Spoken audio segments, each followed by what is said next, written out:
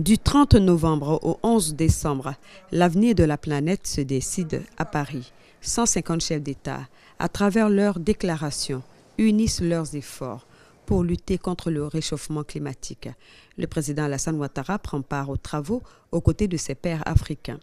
Le président ivoirien s'est engagé à poursuivre les efforts de la Côte d'Ivoire face à la menace que représentent les gaz à effet de serre. Il l'a réaffirmé lors de sa visite au stand Côte d'Ivoire, situé au pavillon numéro 2. L'Afrique est en force pour marcher vers un monde plus propre, n'est-ce pas, et avec des énergies renouvelables, et surtout avec des financements, n'est-ce pas, pour nous permettre de nous industrialiser à notre tour, mais de ne pas contribuer à la pollution mondiale. Nous faisons très peu d'ailleurs, hein. Le continent a une contribution de 3 à 4%. Bien évidemment, les grands pays pollueurs, les 14 grands du G20 font 80% de la pollution mondiale. Et nous voulons qu'il y ait un accord à cette conférence, c'est important.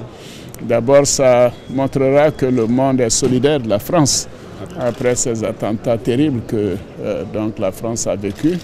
Et que nous devons également faire en sorte que cet accord soit contraignant, soit révisable en le renforçant et qu'il y ait des financements au bout pour permettre aux pays en développement, aux pays émergents de pouvoir se développer avec de l'énergie propre. Nous connaissons les conséquences nombreuses chez nous, des pluies diluviennes, un peu de sécheresse ici et là, l'érosion maritime, tous ces fléaux. Nous devons tout faire pour que l'augmentation de température soit contenue à 1,5-2 degrés au maximum Celsius. Nous sommes optimistes, nous pensons que nous devrions avoir un accord.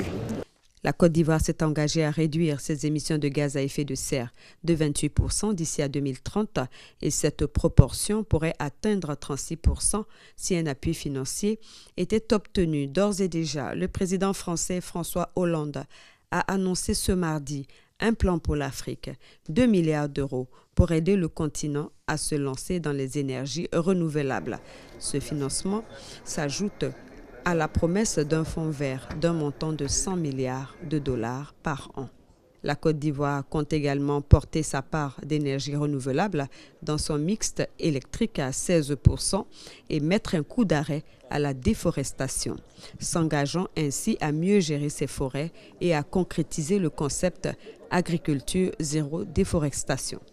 En marge de la COP21, le président Alassane Ouattara a eu un entretien avec le Premier ministre français Manuel Valls, qui l'a félicité pour sa brillante réélection.